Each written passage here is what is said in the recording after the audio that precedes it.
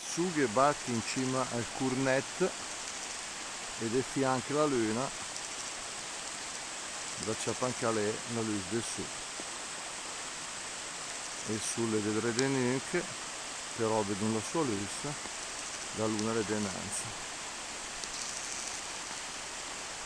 uno scorcio di questo paesaggio bellissimo che abbiamo visitato oggi, facendo un bel giro su Racans andando in verso a San Mira al Monte, sempre mirando la bellezza dei paesaggi, della natura e di chi ha voluta e noi dobbiamo difenderla. Buon anno a tutti, buon anno, buon Natale, buona Epifania e buon anno 2026. Ciao ciao a tutti.